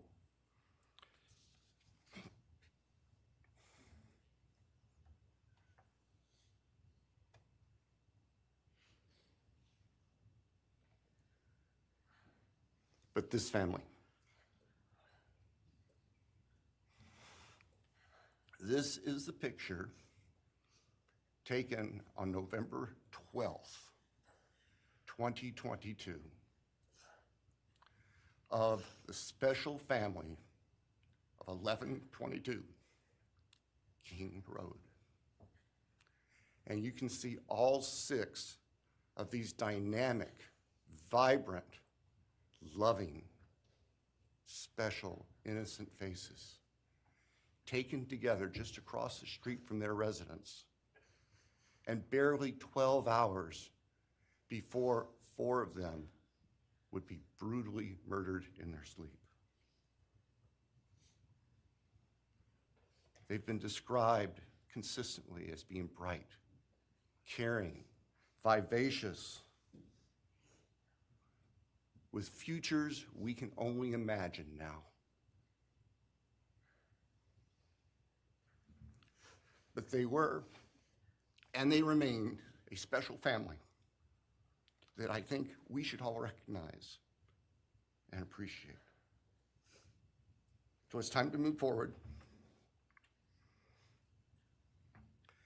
There have been a number of statements directed specifically at the defendant today.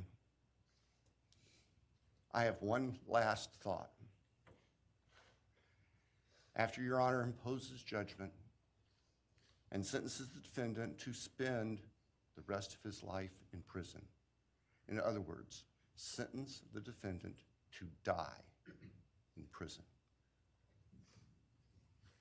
he's going to stand up in the belly chains and leg irons that he's wearing today, and he's going to be escorted into the custody of the Idaho Department of Correction.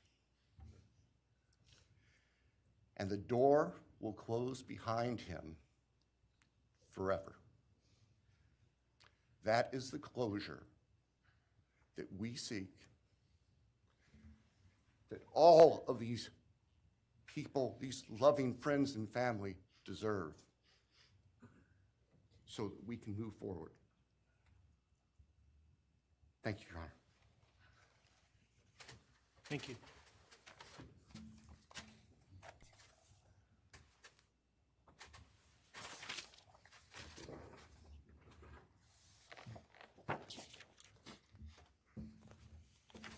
All right, does the defense have evidence to present today?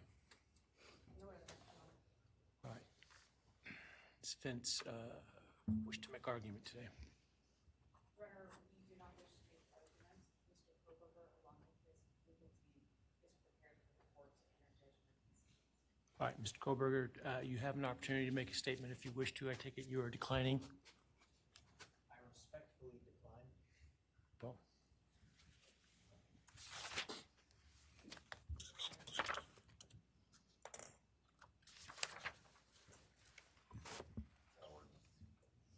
please.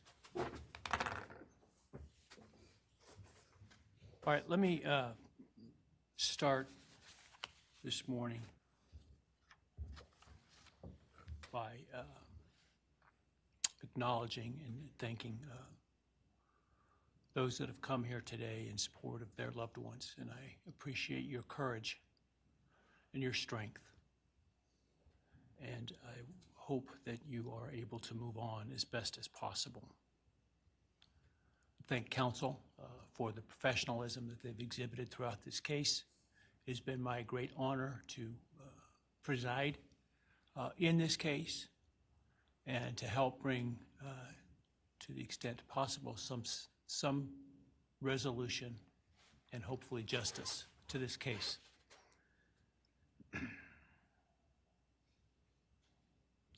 During the quiet morning hours of November 13, 2022, a faceless coward breached the tranquility of 6 beautiful young people and senselessly slaughtered them, 4 of them. Who committed this unspeakable evil was unknown for several weeks, but due to the killer's incompetence and outstanding police work by numerous local, state, and federal law enforcement agencies, the person that slithered through that sliding glass door at 1122 King Road now stands before the world and this court unmasked. This unfathomable and senseless act of evil has caused immeasurable pain and loss.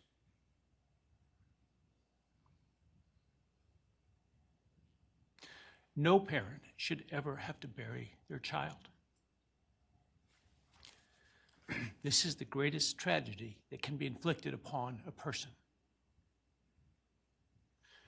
Parents who took their children to college in a truck filled with moving boxes had to bring them home in hearses lined with coffins.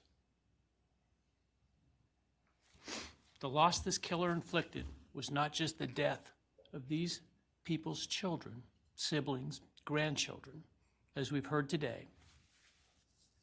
It has ripped a hole in their soul, destroying a special part of their very essence. Any person who is a parent defines themselves foremost as such.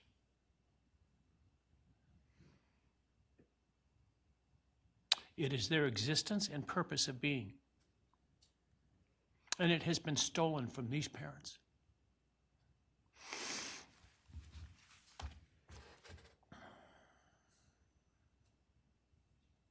None of us have experienced the loss these victims have in the unspeakable way that they have. And therefore, none of us can, nor should we, question the way in which they have handled their loss. Whether that be in private mourning, removed as far as possible from this media circus, or in front of a camera demanding retribution with the loudest megaphone. I've listened intently to the stories and pain that have been shared today, with great awe at the courage and resilience of the surviving family members of those wonderful children. I've listened also to the surviving roommates, both in person and through their friends. And I can't think of how, frankly, courageous they have been despite the hell that they have faced by uncaring people who have come up with all kinds of crazy theories about two kids simply being kids. The parents, siblings, and other family members who have spoken today are designated as victims in our legal system. But going forward, I hope that they can shed that label, as it gives too much power to the evil that condemned them to that role. They are and should be known as survivors, fighters, and foremost as witnesses to the tremendous lives of value and unbounded promise of these 4 young people. But those speaking today and those who did not speak, but who carry the same burden, this same loss, now carry forward the memories of these now perpetually young people, these forever children. These survivors carry the responsibility of ensuring that the voices of these children, Maddie, Kaylee, Xana, and Ethan, are never forgotten, and the positive impacts that they have had on so many lives are never minimized, and that the love they shared, the light that they shined onto others is forever celebrated. As we sit here today, this case is ending, and we are now certain who committed these unspeakable acts of evil, but we don't know, and what we may never know is why. I share the desire expressed by others to understand the why. But upon reflection, it seems to me, and this is just my own opinion, that by continuing to focus on why, we continue to give Mr. Kohberger relevance. We give him agency and we give him power. The need to know what is inherently not understandable makes us dependent upon the defendant to provide us with a reason, and that gives him the spotlight, the attention, and the power he appears to crave. Yet even if I could force him to speak, which legally I cannot, how could anyone ever be assured that what he speaks is the truth? Do we really believe, after all of this, he's capable of speaking the truth or of giving up something of himself to help the very people whose lives he destroyed?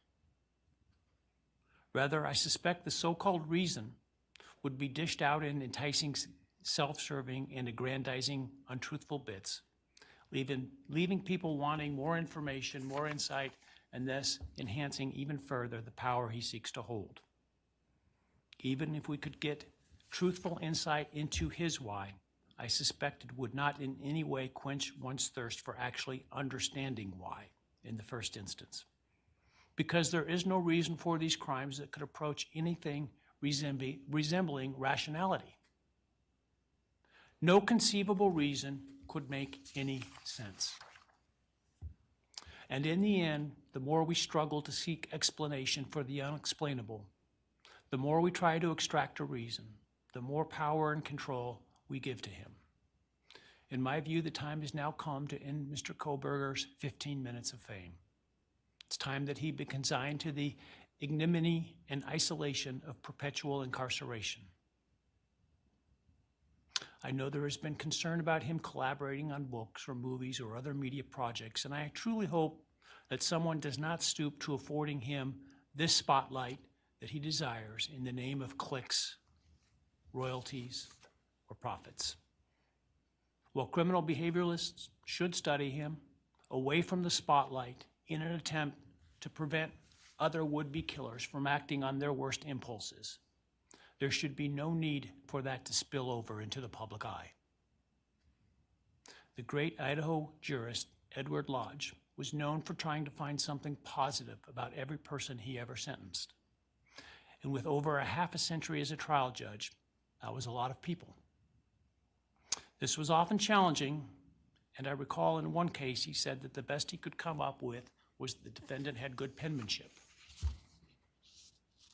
Truth be told, I'm unable to come up with anything redeeming about Mr. Kohberger because his grotesque acts of evil have buried and hidden anything that might have been good or intrinsically human about him. His actions have made him the worst of the worst.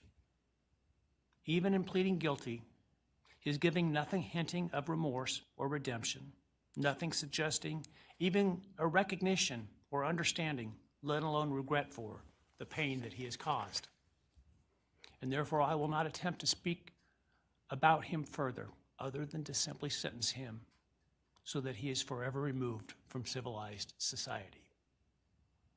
And accordingly, based upon his conduct and based upon the record before this court, recognizing the standards that govern this court's sentencing decisions as set forth in State v. Toohill, I hereby sentence Mr. Kohberger as follows.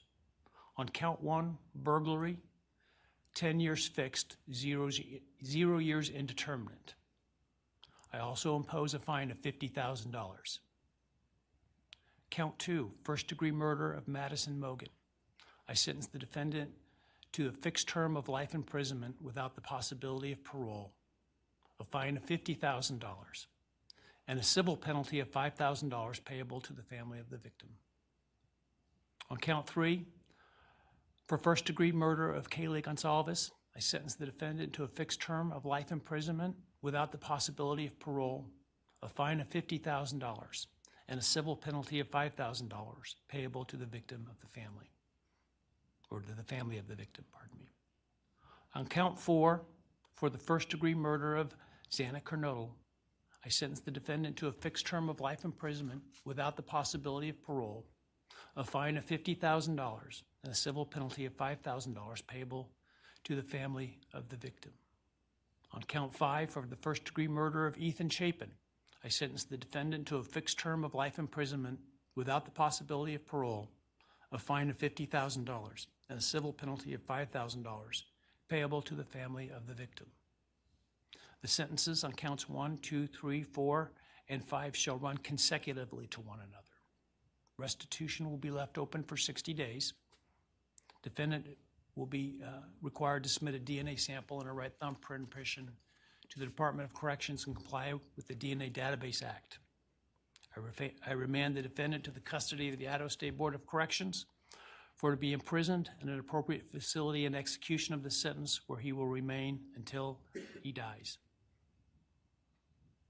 Though you have waived your right to appeal, you do have a right to file a notice of appeal, and any such appeal must be filed within 42 days of the date of the written judgment, which will be entered shortly hereafter.